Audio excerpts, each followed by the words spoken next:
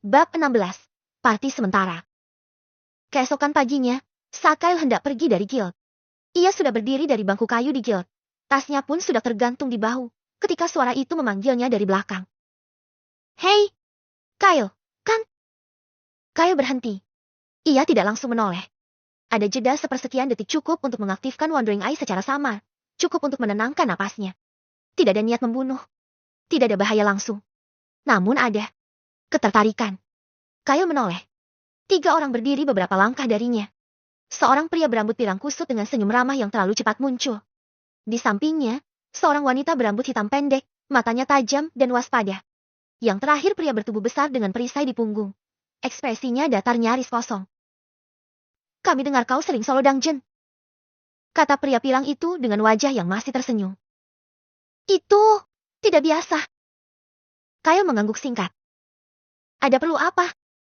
Pria itu terkekeh kecil. Langsung ke intinya, ya. Ia menunjuk papan misi di belakang mereka. Kami mau masuk ke dungeon rank ringan.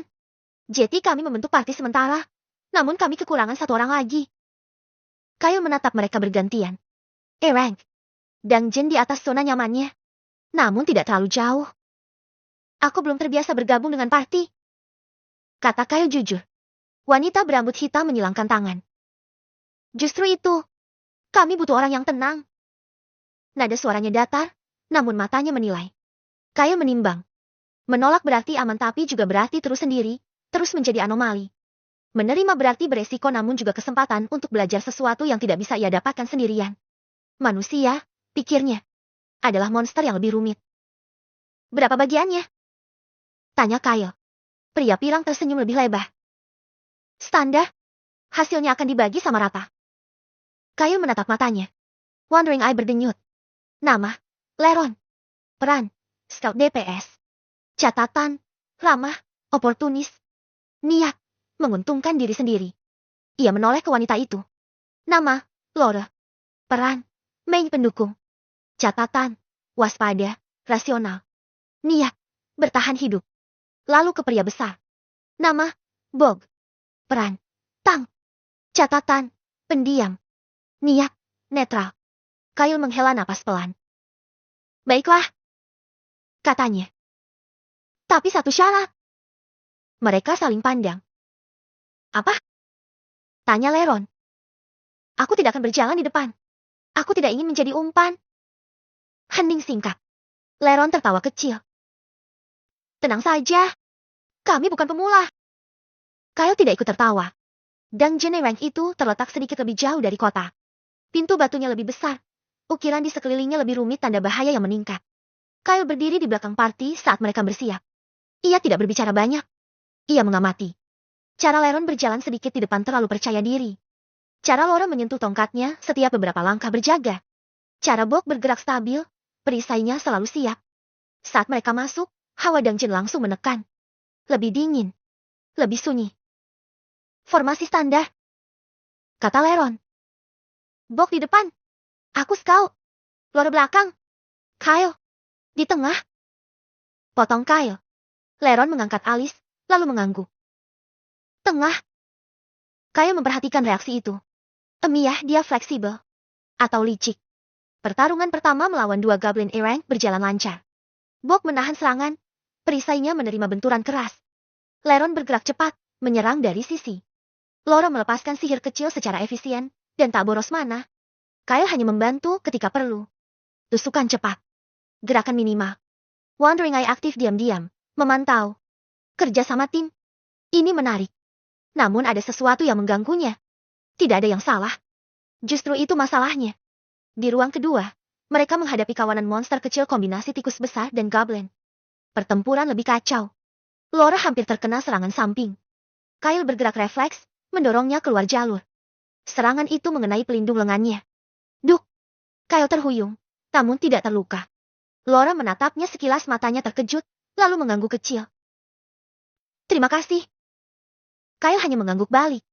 Namun Leron melihat. Ia melihat segalanya.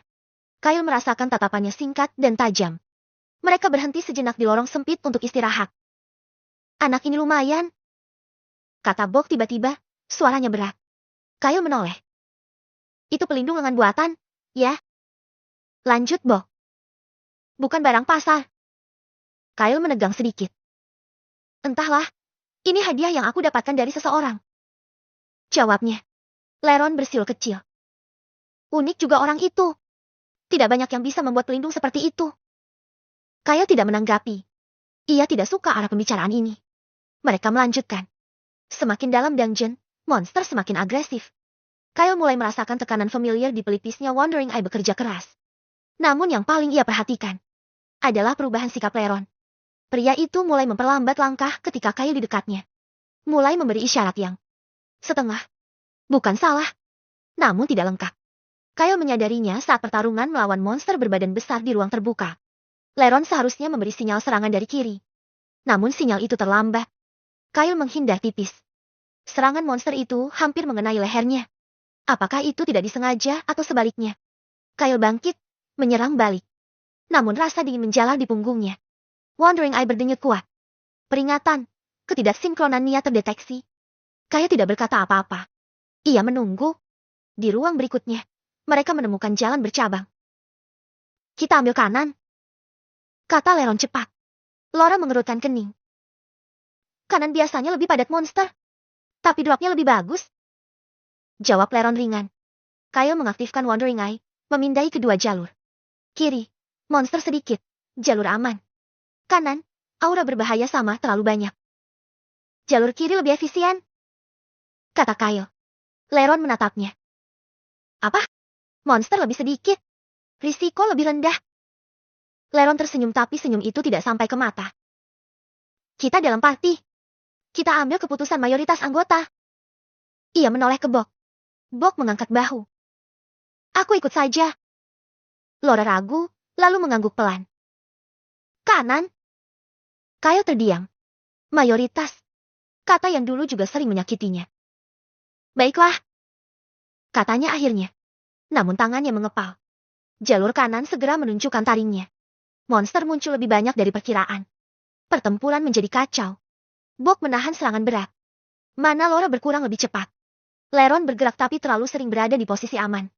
Kyle menyadarinya dengan jelas sekarang. Leron membiarkan orang lain menerima risiko lebih besar. Dan Kyle berada di posisi paling rentan.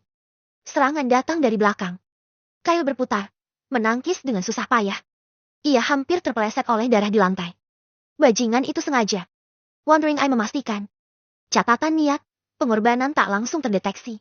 Kyle merasakan sesuatu yang lama terkubur di dadanya. Kemarahan Reno. Perasaan dikhianati lagi. Namun kali ini, ia tidak panik. Ia tidak berharap. Melainkan bersiap. Saat monster terakhir roboh, Kyle berdiri terengah. Leron menepuk tangannya.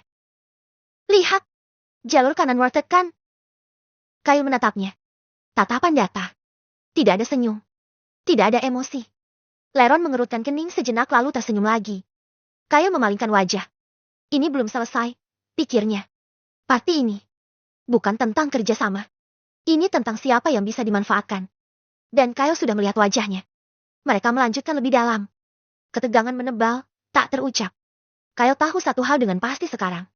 Dungeon ini bukan ancaman terbesar, melainkan manusia di sekitarnya. Mereka jauh lebih berbahaya. Bab 17. Kematian anggota parti.